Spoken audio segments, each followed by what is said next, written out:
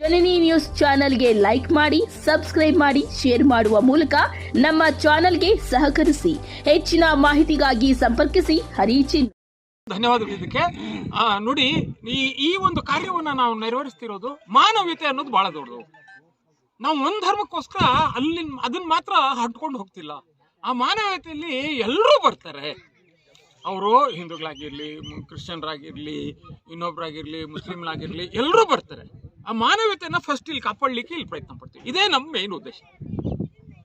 ಈ ದೇವನಾದ ಅಲ್ಲಾಹನಿಗೆ ಇವತ್ತಿಗೆ ಒಂದು ಒಳ್ಳೆಯ ಕಾರ್ಯಕ್ರಮವನ್ನು ಅಟೆಂಡ್ ಮಾಡೋಕ್ಕೆ ನನಗೊಂದು ಅವಕಾಶ ಸಿಕ್ಕಿದೆ. ಇಲ್ಲಿ KGFನಲ್ಲಿ ಇಂತಹ ಒಂದು ಪ್ರೋಗ್ರಾಮ್ ಅಂದರೆ ಸುಮಾರು 9 ಎಕರೆ ಜಾಗದಲ್ಲಿ ಇಲ್ಲಿ ಒಂದು ರಿಹ್ಯಾಬಿಲಿಟೇಷನ್ ಸೆಂಟರ್, ಈ ಆಲ್ಕೋಹಾಲು, ಮದ್ಯಪಾನ, ಈ ಚಟಕ್ಕೆ ಅವರು ಬಲಿಯಾದವ್ರನ್ನ ರಿಹ್ಯಾಬಿಲಿಟೇಟ್ ಮಾಡೋಕ್ಕೋಸ್ಕರ, ಅವ್ರಿಗೆ ಪುನಃ ಒಂದು ದಾರಿ ತೋರಿಸುವ ಒಂದು ಕೆಲಸ ಮಾಡೋಕ್ಕೋಸ್ಕರ ಇಲ್ಲಿ ಒಂದು ಸಂಸ್ಥೆಯನ್ನು ಪ್ರಾರಂಭಿಸಿದ್ದಾರೆ. ಸ್ಥಾನಮಾನ ಕೊಟ್ಟಿದ್ದಾರೆ. ಆ ಭೂಮಿ ಮುಖಾಂತರವಾಗಿ ನಾನು ಸಾರ್ವಜನಿಕವಾಗಿ ಎಲ್ಲ ಒಂದು ಕಟ್ಟ ಕಡೆನಲ್ಲಿರ್ತಕ್ಕಂಥ ಎಲ್ಲ ಜನಗಳಿಗೂ ಕೂಡ ಅನುಕೂಲ ಮಾಡಿಕೊಡ್ಬೇಕು. ಅನುಕೂಲ ಮಾಡಿ ಅಂಥ ಒಂದು ತೊಂದರೆನಲ್ಲಿ ಸಿಕ್ಕಾಕೊಂಡಿರ್ತಕ್ಕಂಥ ಪ್ರತಿಯೊಬ್ಬರಿಗೂ ಕೂಡ ನನ್ನ ಒಂದು ಇದನ್ನ ಅನುವು ಮಾಡಿಕೊಡ್ಬೇಕು ಅಂತ ಹೇಳ್ಬಿಟ್ಟು ಅವರು ಇದನ್ನ ಸಂಸ್ಥೆನ ಸ್ಥಾಪನೆ ಮಾಡ್ತಾ ಇದ್ದಾರೆ. ಹಂಗಾಗಿ ನಮ್ಮ ಸಂಘಟನೆ ವತಿಯಿಂದ ನಾವು ಕೂಡ ಇಂಥ ಒಂದು ಒಳ್ಳೆಯ ವಿಚಾರಕ್ಕೆ ನಾವು ಕೂಡ ಅವರಿಗೆ ಸಪೋರ್ಟ್ ಆಗಿ ನಿಂತ್ಕೊಂಡು ಅವ್ರ ಒಳ್ಳೆಯ ಕಾರ್ಯಕ್ಕೆ ನಾವು ಸಾಥ್ ಕೊಡಬೇಕು ಅಂತ ಹೇಳ್ಬಿಟ್ಟು ನಾವೆಲ್ಲ ಬಂದು ಈ ಕಾರ್ಯಕ್ರಮದ ಉದ್ಘಾಟನೆಗೆ ಬಂದಿರೋದಾಗಿದೆ. जय भीम। रिहाब सेंटर, यतीम खाना और बुजुर्गों का घर के अंदर फैली हुई बहुत सारी बुराइयां हैं, खराबियां हैं और माशरे को और हमारे ख़ानदान और कबीले और खुसूसन हमारी इंसानियत को जो खोखला करने वाली मुनशियात हैं, नशा और चीज़ें हैं, उससे हमारी आने वाली नस्ल को बचाने के लिए ये इसका एक फाउंडेशन है. ಇದನ್ನು ಪಡ್ಕೋಬೇಕು. ಅವರು ಅವುಗಳನ್ನೆಲ್ಲ ಪಡ್ಕೊಳ್ಳಿಕ್ಕೆ ದಾರಿ ಮಾಡಿಕೊಡ್ತಿಲ್ಲ. ಉದಾಹರಣೆಗೆ ಅವ್ರ ವಿದ್ಯೆ ಸಿಗ್ತಾ ಇಲ್ಲ, ಅವ್ರಿಗೆ ಒಳ್ಳೆ ಊಟ ಸಿಗ್ತಾ ಇಲ್ಲ, ಅವ್ರಿಗೆ ವಸತಿ ಸಿಗ್ತಾ ಇಲ್ಲ. ಇಂಥ ಒಂದು ಸಂದರ್ಭದಲ್ಲಿ ಅವ್ರನ್ನೆಲ್ಲ ಅಕಾಮಿಡೇಟ್ ಮಾಡಿ ಅಂಥ ಮಕ್ಕಳನ್ನ ಇಲ್ಲೆಲ್ಲ ತಗೊಂಡ್ಬಂದು ಆ ಮಕ್ಕಳಿಗೆ ಒಂದು ದಾರಿ ಮಾಡಿ, ಅನಾಥ ಮಕ್ಕಳಿಗೆ ಇಲ್ಲಿ ಅವ್ರನ್ನ ಸಾಕಿ ಬೆಳೆಸಿ ಅವ್ರನ್ನ ವಿದ್ಯೆ ಕೊಟ್ಟು, ಆ ವಿದ್ಯೆ ಆದ ನಂತರ ಅವ್ರಿಗೊಂದು ಕೆಲಸದ ಮೇಲೆ ನಿಲ್ಲಿಸಿ ಅವ್ರು ಸೆಲ್ಫ್ ಸಫಿಷಿಯೆಂಟ್ ಆಗಿ ಮಾಡೋವಂಥ ಒಂದು 2ನೇ ಉದ್ದೇಶ ಇದೆ. 3ನೇ ಉದ್ದೇಶ ತಾವುಗಳೆಲ್ಲ ಗೊತ್ತು ನಿಮಗೆಲ್ಲ. ಈಗಿನ ವಾತಾವರಣದಲ್ಲಿ ಬಹಳಷ್ಟು ಜನ ಅಡಿಕ್ಟ್ ಆಗ್ಬಿಡ್ತಾ ಇದ್ದಾರೆ. ಅಡಿಕ್ಟ್ ಅಂದರೆ ಅದಕ್ಕೆ ಹೊಂದ್ಕೊಂಡು ಅದರಲ್ಲೇ ತಗಲಾಕೊಂಡ್ಬಿಡ್ತಾ ಇದ್ದಾರೆ. ಅವರು ಆಚೆ ಬರಲಿಕ್ಕೆ ಇಷ್ಟಪಡ್ತಾ ಇಲ್ಲ. ಅದರಲ್ಲೇ ನಾನು ಮಾಡ್ಬೇಕಂತ ಹೇಳ್ಬಿಟ್ಟು ಅದೇ ಹೋಗ್ಬಿಟ್ಟು ಅದರಲ್ಲಿ ಅಡಿಕ್ಟ್ ಆಗೋಗಿರೋ ಕಾರಣದಿಂದ ಏನಾಗ್ತಾ ಇದೆ ಅಂದರೆ ಅವ್ರ ಮನೆಗಳು ವಾತಾವರಣ ಕೆಟ್ಟೋಗ್ತಿದೆ. ಒಂದ್ ಕಡೆ ತಂದೆ ವರಿ ಮಾಡ್ಕೊಳ್ತಿದ್ದಾರೆ, ಒಂದ್ ಕಡೆ ತಾಯಿ ವರಿ ಮಾಡ್ಕೊಳ್ತಿದ್ದಾರೆ. ತಂದೆ ತಾಯಿಗಳಿಗಿಂತ ಹೆಚ್ಚಾಗಿ ಆ ಪೂರ್ತಿ ಫ್ಯಾಮಿಲಿ ಇರುತ್ತೆ ನೋಡಿ, ಸುತ್ತಲೂ ಚಿಕ್ಕಪ್ಪ ದೊಡ್ಡಪ್ಪ, ಅವ್ರ ಮನೇಲಿ ಹೀಗಂತೆ, ಅವ್ರ ಮನೇಲಿ ಹೀಗಂತೆ, ಅವ್ರ ಮಗ ಹೀಗಾಗಿದ್ದಾನೆ ಅಂತ ಹೇಳ್ಬಿಟ್ಟು ಅಂದ್ಬಿಟ್ಟು ಇಂಥ ಒಂದು ವಾತಾವರಣ ಸೃಷ್ಟಿ ಆಗಿರೋ ಕಾರಣಕ್ಕೆ ಏನಾಗುತ್ತೆ ಅಂದ್ರೆ ನೆಮ್ಮದಿ ಅವರಲ್ಲಿ ಇಲ್ಲ. ಅಂತ ಮಕ್ಕಳನ್ನ ತಗೊಂಡ್ಬರೋದು ಅವ್ರನ್ನ ಇಲ್ಲಿ ಇಟ್ಕೊಂಡು ಆದಷ್ಟು ಅವ್ರನ್ನ ಟ್ಯೂನ್ ಮಾಡಿ ರಿಹ್ಯಾಬ್ ಮಾಡೋ ಅಂತ ಒಂದು ಅಡಿಕ್ಟ್ ಮಾಡಿ ಆ ಒಂದು ಪದ್ಧತಿಯನ್ನು ಇಲ್ಲಿ ಅಳವಡಿಸಿ ಅವ್ರನ್ನ ಸರಿಪಡಿಸಿ ಮತ್ತೆ ಅವ್ರ ಕಾಲ ಮೇಲೆ ನಿಲ್ಲಿಸೋ ಅಂತ ಒಂದು 3ನೇ ಉದ್ದೇಶ ಇದೆ. ನಾನು ಇಸ್ರೋ ಅಂತ ಹೇಳ್ಬಿಟ್ಟು ಒಂದು ಸಂಸ್ಥೆ ಇದೆ, ಭಾರತ ಬಾಹ್ಯಾಕಾಶ ಕೇಂದ್ರ ಅಂತ ಹೇಳ್ಬಿಟ್ಟು. ಆ ಸಂಸ್ಥೆಯಲ್ಲಿ ನಾನು ಸೈಂಟಿಸ್ಟ್ ಆಗಿದ್ದೆ, ವಿಜ್ಞಾನಿಯಾಗಿ ಕೆಲಸ ಮಾಡಿದೆ. 35 ವರ್ಷ ಕೆಲಸ ಮಾಡಿದೆ. ಆ 35 ವರ್ಷ ಕೆಲಸ ಮಾಡಿದ ನಂತರ ಅಲ್ಲಿಂದ ನಾನು ರಿಟೈರ್ಡ್ ಆದೆ. ರಿಟೈರ್ಡ್ ಆದಾಗ ನನ್ನ ಕೈ ತುಂಬ ಆ ಮೇಲಿರೋ ಸೃಷ್ಟಿಕರ್ತನು ಒಂದು ಹಣ ಕೊಟ್ಟ.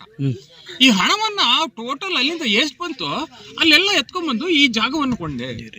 ಈ ಜಾಗವನ್ನು ಕೊಂಡ್ಬಿಟ್ಟು ಇದನ್ನೆಲ್ಲ ಎಸ್ಟಾಬ್ಲಿಷ್ ಮಾಡ್ಲಿಕ್ಕೆ ನನ್ನ ಹತ್ರ ಬರೋ ಪೆನ್ಷನ್ ಈಗಲೂ ಬರ್ತಿದೆ ಕೈ ತುಂಬ, ಮೇಲಿರೋಂದೇ ಆ ಸೃಷ್ಟಿಕರ್ತಂದೇ.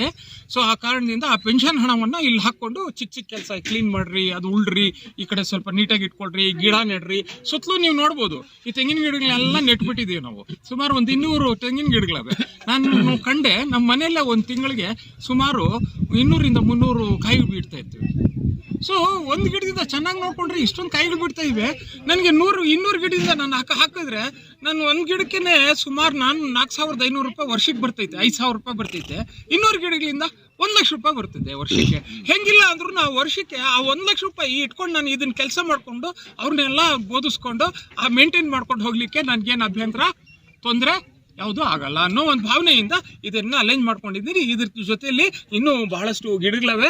ಮಾವಿನ ಗಿಡಗಳು ಹಾಕಿದ್ದೀವಿ, ಸಪೋಟ ಗಿಡಗಳು ಹಾಕಿದ್ದೀವಿ. ಅದಕ್ಕೊಂದು ಆದಾಯ ಅನ್ನೋದು ಬರುತ್ತೆ. ಈ ಆದಾಯ ಬಂದ ನಂತರ ಆ ಆದಾಯದಲ್ಲಿ ಇದನ್ನ ಸಸ್ಟೈನ್ ಮಾಡೋಣ ಅನ್ನೋದು ಒಂದು ದೊಡ್ಡ ಉದ್ದೇಶ ಇದೆ. ವೀಕ್ಷಣೆ ಮಾಡಿದ್ದೀರಾ ನೀವೆಲ್ಲ. ಇದರಲ್ಲಿ 3 ಕೆಲಸಗಳು ಮಾಡಲಿಕ್ಕೆ ನಾವು ಪ್ರಯತ್ನ ಪಡ್ತಾ ಇದ್ದೀವಿ. ಇದರಲ್ಲಿ ಏನಾಗಿದೆ, ಕೆಲವೊಮ್ಮೆ ನೀವೆಲ್ಲ ನೋಡಿದ್ದೀರಾ, ತಂದೆ ತಾಯಿಗಳಿಗೆ ಒಬ್ಬ ದೊಡ್ಡ ಮಗ ಇರ್ತಾನೆ, ಚಿಕ್ಕ ಮಗ ಇರ್ತಾನೆ, ಮಧ್ಯದಲ್ಲೊಬ್ಬನು ಇರ್ತಾನೆ. 3 ಜನ 3 ಕಡೆ, ನಾನು ಮಾಡಲ್ಲ, ನೀನು ಮಾಡಲ್ಲ, ನೀನು ನೋಡ್ಕೋ, ನಾನು ನೋಡ್ಕೋ. ಆ ಕೊನೆಗೆ ಮಗಳ ಹತ್ರ ಹೋದ್ರೆ ಮಗಳು, ನೀವೆಲ್ಲ ಗಂಡು ಮಕ್ಳು ನೀವೆಲ್ಲ ನೋಡ್ಕೊಳ್ಳಿ ಅಂತ ಹೇಳ್ಬಿಟ್ಟು ಅಲ್ಲಿ ತಳ್ಳಿ ತಂದೆ ತಾಯಿಗಳನ್ನ ಆಚೆ ಆಗ್ಬಿಡ್ತಾ ಇದ್ದಾರೆ. ಸೊ ಇಂಥ ಒಂದು ಸಂದರ್ಭದಲ್ಲಿ ಏನಾಗ್ತಾ ಇದೆ ಅಂದರೆ, ತಂದೆ ತಾಯಿಗಳಿಗೆ ಅವ್ರಿಗೆ ಒಂದು ಆಶ್ರಯ ಸಿಗಬೇಕಾಗಿರೋ ಭಾಳ ಕಷ್ಟ ಇದೆ. ಇಂಥ ಒಂದು ಸಂದರ್ಭದಲ್ಲಿ ನಾವು ಈ ಸಂಸ್ಥೆಯಲ್ಲಿ ಈ KBC ಟ್ರಸ್ಟ್ ಅಂತ ಇಟ್ಟಿದ್ದೀವಲ್ಲ, ಖಲೀಲ್ ಬತ್ತೂರ್ ಚಾರಿಟಬಲ್ ಟ್ರಸ್ಟ್, ಅದರೊಳಗಡೆ ಬೇರೆ ಆಶ್ರಯಗಳನ್ನ ತೊಗೊಂಡ್ಬರ್ತಾ ಇದ್ದೀವಿ. ಈ ಒಂದು ಆಶ್ರಯ 3 ಇದೆ, ಅದರಲ್ಲಿ 1ನೇದು.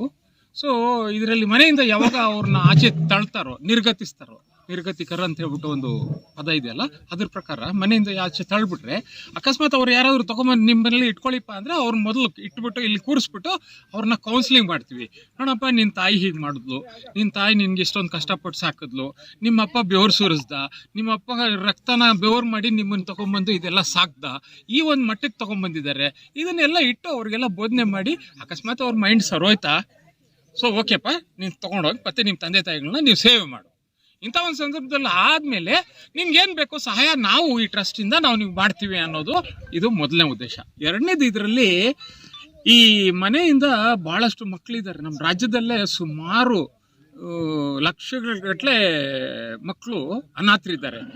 ಈ ಮಕ್ಕಳಿಗೆ ಅವಳ ಮೂಲ ಸೌಲಭ್ಯವಿದೆಯಲ್ಲ, ಅದೆಲ್ಲ ಒದಗಿಸೋದು ಇದು ಮೂಲ ಕಾರಣ. ಇದಕ್ಕೆ ಇಲ್ಲಿ ಏನಾಗ್ತಾ ಇದೆ ಅಂದರೆ, ನಾವು ಆ ಮಕ್ಕಳನ್ನ ನಾವು ದಾರಿಯಾಗಿ ಆಚೆ ಬಿಟ್ಬಿಡ್ತಾ ಇದ್ದೀವಿ. ಸೊ ಈ ಬಿಟ್ಬಿಟ್ಟು ಅವ್ರನ್ನೇನು ಮಾಡ್ತಾ ಇದ್ದೀವಿ, ಅವರ ಯಾವ್ಯಾವ ಉದ್ದೇಶಗಳಲ್ಲಿ ನಾವು ಆದಷ್ಟು ಪ್ರಯತ್ನ ಪಡ್ತಾ ಇದ್ದೀವಿ. ನಿಮ್ಗಳಿಗೆಲ್ಲ ಸಹಾಯ ಬೇಕು ನಮಗೆ. ಈ ಒಬ್ಬರು ಮಾಡುವಂಥ ಕೆಲಸ ಅಲ್ಲವೇ ಅಲ್ಲ ಇದು. ಸೊ ಇಷ್ಟವರೆಗೂ ಮಾಡಿರೋದೇ ಆ ಮೇಲಿರೋ ಸೃಷ್ಟಿಕರ್ತನ ಭಾಳ ಕರುಣೆ ನಮಗೆ. ಈ ಮಟ್ಟಕ್ಕೆ ತೊಗೊಂಬಂದು ಸುತ್ತಲೂ ಈ ಜಾಗ ಕೊಂಡೋದಾಗಲಿ, ಆಮೇಲೆ ಈ ಕಡೆ ಸುತ್ತಲೂ ಕಾಂಪೌಂಡ್ ಹಾಕೋದಾಗಲಿ, ಇಂಥ ಒಂದು ವಾತಾವರಣ ತೊಗೊಂಬಂದು ಇವತ್ತು ಇಂಥ ಒಂದು ಕಾರ್ಯಕ್ಕೆ ನಮ್ಮೆಲ್ಲ ಹಿರಿಯರೆಲ್ಲ ಬಂದಿದ್ದಾರೆ. ಹಿರಿಯರೆಲ್ಲ ಬಂದಿರೋದು ನಮ್ಗೊಂಥರ ದೊಡ್ಡ ಆಶೀರ್ವಾದ ಇದ್ದಂಗೆ, ಮೇಲಿರೋ ಒಂದು ದಯೆ. ಸೊ ಹೀಗಾಗಿ ನಾವು ಇದು ಮಾಡಲಿಕ್ಕೆ ಉದ್ದೇಶ ಪಡ್ತಾ ಇದ್ದೀವಿ. ಈ ದೇವನಾದ ಅಲ್ಲಾಹನಿಗೆ ಇವತ್ತಿಗೆ ಒಂದು ಒಳ್ಳೆಯ ಕಾರ್ಯಕ್ರಮವನ್ನು ಅಟೆಂಡ್ ಮಾಡೋಕ್ಕೆ ನನಗೊಂದು ಅವಕಾಶ ಸಿಕ್ಕಿದೆ.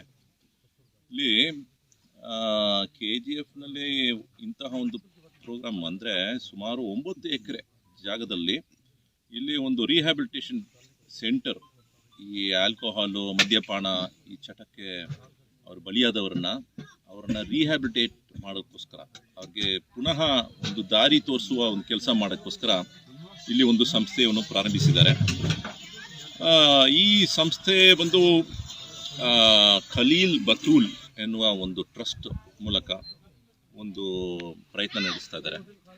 ನಮ್ಮ ಜಾವೀದ್ ಬೈ ಇದ್ದಾರೆ, ಇಸ್ರೋ ಜಾವೀದ್ ಅಂತ ನಾವು ಕರಿತೀವಿ. ಇಸ್ರೋನಲ್ಲಿ ಕೆಲಸ ಮಾಡಿದ್ದಾರೆ, ಮತ್ತು ರಿಟೈರ್ಡ್ ಮೆಂಬರು.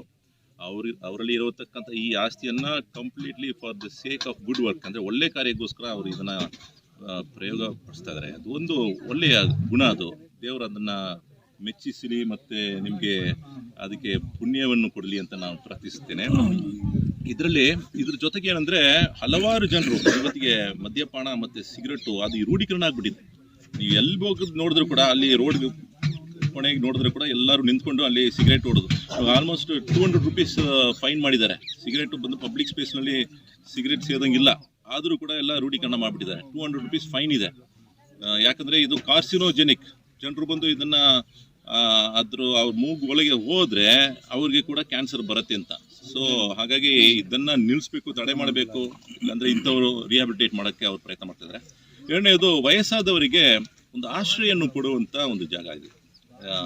ಇವಾಗ ಹಲವಾರು ಏನು ಮಾಡ್ತಿದ್ದಾರೆ, ತಮ್ಮ ವಯಸ್ಸಾದ ತಂದೆ ತಾಯಿಯನ್ನು ಮರೆತುಬಿಟ್ಟು ಜೀವನ ಮಾಡ್ತಿದ್ದಾರೆ. ಹಾಗಾಗಿ ಇಲ್ಲಿ ನಮಗೆ ಕುರಾನ್ನಲ್ಲಿ ಮತ್ತು ಪ್ರವಾದಿಯ ವಚನದಲ್ಲಿ ಏನೆಲ್ಲ ಹೇಳಲಾಗಿದೆ ಅಂದರೆ ನಿಮಗೆ ತಾಯಿಯ ಕಾಲಡಿಯಲ್ಲಿ ನಿಮಗೆ ಸ್ವರ್ಗ ಇದೆ ಅಂತ ಪ್ರವಾದಿಯ ಮಾತಿದೆ. ರಿಜ್ಲೈಹ ಅಂತ ಅದು ಅಂತ ಒಂದು ವಾಕ್ಯ ಇದೆ. ಅದೇ ರೀತಿ ನಿಮಗೆ ಸ್ವರ್ಗದ ಮಧ್ಯ ಬಾಗಿಲು ಬಂದು ನಿಮ್ಮ ತಂದೆ ಅಂತ ಹೇಳಲಾಗಿದೆ. ಅಂದರೆ ನಿಮ್ಮ ತಂದೆಯನ್ನು ಚೆನ್ನಾಗಿ ಜೋಪಾನವಾಗಿ ನೋಡ್ಕೊಳ್ಳಿ, ಆವಾಗ ನಿಮಗೆ ಸ್ವರ್ಗ ಸಿಗುತ್ತೆ ಅಂತ ಪ್ರವಾದಿಯ ಮಾತಿರುವಾಗ ಇವತ್ತು ಅದನ್ನು ಮರೆತು ಜೀವನ ಮಾಡುವಂಥ ಒಂದು ತಲೆಮಾರನ್ನು ನಾವು ನೋಡ್ತಿದ್ದೀವಿ. ಇದು ಬಹಳ ಬೇಸರವನ್ನು ಉಂಟು ಮಾಡುವ ಒಂದು ವಿಷಯವಾಗಿದೆ. ಎಲ್ಲ ಸಮುದಾಯದಲ್ಲೂ ಇರ್ತಾರೆ, ಬರೀ ಮುಸಲ್ಮಾನರು ಅಂತಿಲ್ಲ, ಎಲ್ಲ ಸಮುದಾಯದಲ್ಲಿ ಇಂಥದ್ದು ಆಗ್ಬಿಟ್ಟಿದೆ. ಆದರೆ ವಯಸ್ಸಾದವ್ರನ್ನ ನಾವು ಏನು ಮಾಡಬೇಕು, ಅವ್ರಿಗೆ ಆಶ್ರಯ ಕೊಡಬೇಕಾಗಿದೆ.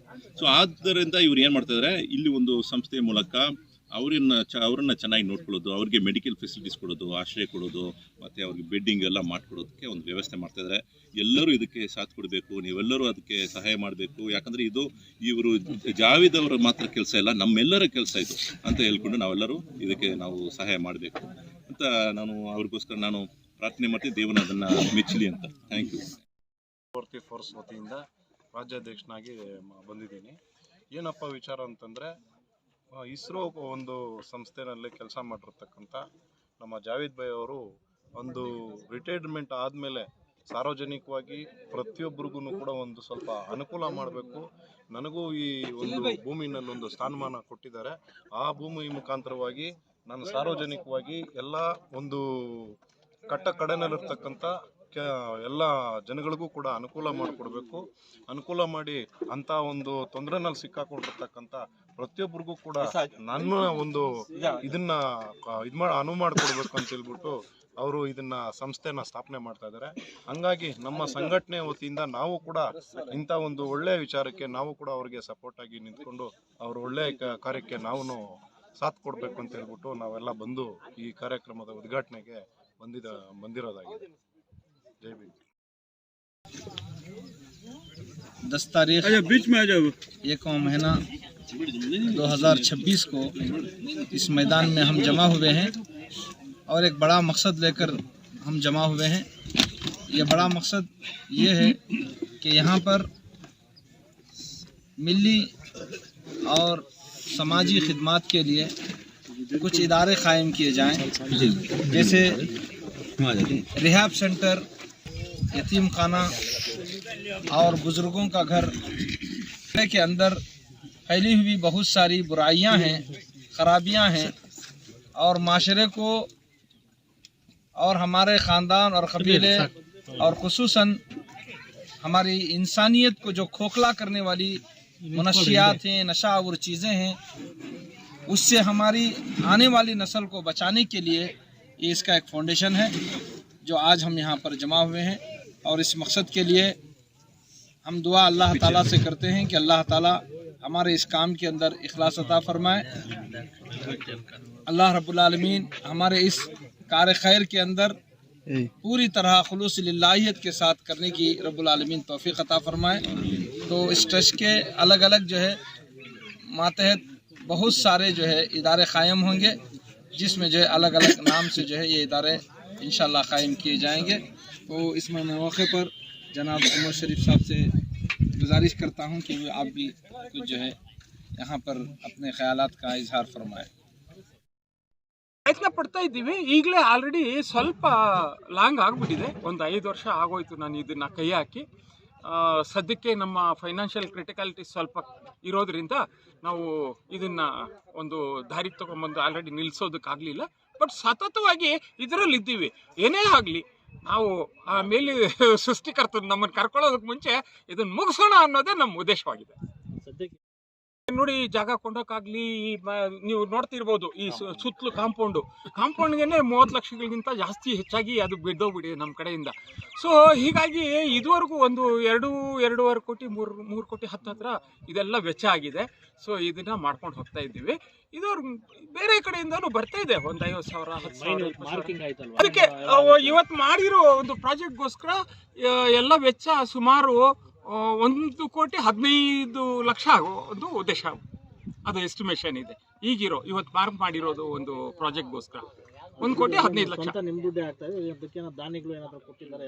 ನಾನು ಅದನ್ನ ಹೇಳಿದೆ. ಇದುವರೆಗೂ ನಾನು ಏನೇನು ಇದನ್ನ ಎಕ್ಸ್ಪೆನ್ಸಸ್ ಮಾಡಿದ್ದೀನೋ ಅದರಲ್ಲೂ ಸುಮಾರು ಒಂದು ನನ್ನ ಒಂದು 5 ವರ್ಷದ ಪೀರಿಯಡ್ ಅಲ್ಲಿ ಒಂದು 10ರಿಂದ 15 ಲಕ್ಷ ರೂಪಾಯಿ ದಾನನೂ ಬಂದಿದೆ. ನಮಗೆ ನಮ್ಮ ಟ್ರಸ್ಟಲ್ಲಿ ಆಲ್ರೆಡಿ ನಾವು ಆಡಿಟ್ ಮಾಡಿಸಿದ್ದೀವಿ. ಆಡಿಟಿಂಗ್ ಕೂಡ ನಡೀತಾ ಇದೆ. ಅದು ITR ಅನ್ನೋದು ಇನ್ಕಮ್ ಟ್ಯಾಕ್ಸ್ ರಿಟರ್ನ್ಸ್ ಅಂತ ಅದನ್ನು ಫೈಲ್ ಮಾಡ್ಕೊಂಡು ಹೋಗ್ತಾ ಇದ್ದೀವಿ. ಸೊ ನಮ್ಮ ಇಲ್ಲಿ ಹಿರಿಯರು ನಮ್ಮ ಕೋಲಾರ ಜಿಲ್ಲೆಗೆ, ನಮ್ಮ ಡಿಸ್ಟ್ರಿಕ್ಟ್ ಇದೆಯಲ್ಲ ಈ ಜಿಲ್ಲೆಗೆ ಇವರು ಪ್ರೆಸಿಡೆಂಟ್ರು ಜಮಾತ್ ಅಲ್ ಹದೀಸ್ ಅಂತ ಹೇಳ್ಬಿಟ್ಟು. ಸೊ ಇವ್ರು ನಮ್ಮ ಅಮೀರ್ ಸಾಹೇಬ್ರು ಅಬ್ದುಲ್ ಜಲೀಲ್ ಅಂತ ಹೇಳ್ಬಿಟ್ಟು. ಇವರು ಶೇಖ್ ಉಮರ್ ಶರೀಫ್ರವರು. ಇವ್ರನ್ನ ಭಾಳಷ್ಟು ಜನ ನಿಮ್ಗೆ ಬಿಡಿಸಿ ಹೇಳೋ ಅಂತ ಒಂದು ಏನೂ ಇದಿಲ್ಲ. ಇವರು ಉಮರ್ ಶರೀಫ್ರವರು. ಇವ್ರು ನಮ್ಮ ಗೈಡು, ನಮ್ಮ ಮೆಂಟರ್ ಥರ ಅಲ್ಲ. ಆಮೇಲೆ ನಮ್ಮ ಇಲ್ಲಿ ಆರ್ ಮೊಹಮ್ಮದ್ ಉಮ್ರಿ ಅವರಿದ್ದಾರೆ. ಆಮೇಲೆ ಅಲ್ಲಿ ವೆಂಕಟೇಶಣ್ಣ ಇದ್ದಾರೆ, ಉಮರ್ ಭೈ. ಆಮೇಲೆ ನಮ್ಮ ಸ್ನೇಹಿತರೆಲ್ಲ ಇದ್ದಾರೆ, ಮುನಿಯಪ್ಪನವ್ರು ಇದ್ದಾರೆ, ಮತ್ತೆ ಶಂಕರ್ ಅವ್ರೆ, ಬಾಬು ಅವ್ರು ಇದ್ದಾರೆ. ಈ ಕಡೆ ಬಂದ್ರೆ ನಮ್ಮ ಅಮೀರ್ ಸಾಬ್ರು ಇದ್ದಾರೆ. ಅಮೀರ್ ಜಾನ್ ಅಂತ ಹೇಳ್ಬಿಟ್ಟು ಅಮೀರ್ ಸಾಬ್ರೆ, ಅದಕ್ಕೆ ಅದು ಹಿರಿಯರು. ಸೊ ಇವ್ರು ಅಮೀರ್ ಸಾಹೇಬ್ರು ಅಂತ ಹೇಳ್ಬಿಟ್ಟಿದ್ದಾರೆ. ನಮ್ಮ ಅಬ್ದುಲ್ ರಹಮಾನ್ ಖಾನ್ ಉಮ್ರಿ ಅಂತ ಹೇಳ್ಬಿಟ್ಟು ಇವರು ನಮ್ಮ ಏನ್ ಹೇಳ್ತಾರೆ ಕನ್ನಡದಲ್ಲಿ ನಮ್ಮ ಹಿರಿಯರು, ನಮ್ಗೆ ಬೋಧಿಸೋ ಅಂತ ಒಂದು ಮೌಲಿ ಸಾಬ್ರಾಗಿದ್ದಾರೆ ಅವರು, ಪಂಡಿತರು. ಸೊ ಅದಾದ ನಂತರ ಅಲ್ಲಿ ಅಬ್ದುಲ್ ಖದೀರ್ ಅವರು ಅಂತ ಹೇಳ್ಬಿಟ್ಟು ಅವ್ರು ಇದ್ದಾರೆ. ನಮ್ಮ ಎಹಸಾನ್ ಸಾಹೇಬ್ರು ಅವರು ಸಹ ನಮ್ಮ ಪಂಡಿತರು. ಅವ್ರು ಅಲ್ಲಿದ್ದಾರೆ ನೋಡಿ, ಸೈಯದ್ ಅಬ್ದುಲ್ ಮತೀನ್ ಸಾಹೇಬ್ರು ಅಂತ ಹೇಳ್ಬಿಟ್ಟು ಅವರು ಬಹಳಷ್ಟು ನಮ್ಮನ್ನ ಗೈಡ್ ಮಾಡ್ತಿರ್ತಾರೆ. ಸೊ ಈ ಪ್ರಾಜೆಕ್ಟಿಗೆ ಬಹಳಷ್ಟು ಅವರು ತನ್ನ ಬೆವರನ್ನು ಸುರಿಸ್ತಿದ್ದಾರೆ. ಆಮೇಲೆ ಅಲ್ಲಿ ಹೋದ್ರೆ ನಮ್ಮ ಮುಜಾಹಿದ್ ಭೈ ಅವರು ಇದ್ದಾರೆ, ಕೋಲಾರ ಜಿಲ್ಲೆಯಿಂದ. ಅವರು ಎಲ್ಲ ಕೋಲಾರ ಜಿಲ್ಲೆಯವರೇ. ಆಮೇಲೆ ನಮ್ಮ ಹಿರಿಯರು ಇದ್ದಾರೆ ನೋಡಿ ನಮ್ಮ ಸಾಹೇಬ್ರಲ್ಲಿ. ಸೊ ಸೈಯದ್ ಮುನೀರ್ ಸಾಹೇಬ್ರು ಅವರು, ಇವರು KGF ಇಂದಾನೆ. ಸೊ ನಾವೆಲ್ಲ ಇಲ್ಲಿಂದ ಇಷ್ಟೊಂದು ಜನ, ಇನ್ನೂ ಸುಮಾರು ಜನ ಇದ್ದೀವಿ ಇಲ್ಲಿರೋರೆಲ್ಲ ತಾವೆಲ್ಲ ನೋಡಿರ್ತೀರ. ಸೊ ಈ ಒಂದು ಕಾರ್ಯಕ್ಕೆ ಬಂದಿದ್ದೀವಿ. ನೀವೆಲ್ಲ ಇದಕ್ಕೆ ನಮ್ಗೆ ಇಷ್ಟೊಂದು ಸಹಾಯ ಮಾಡ್ತಿದ್ದೀರಾ. ಬಹಳ ಧನ್ಯವಾದಗಳು.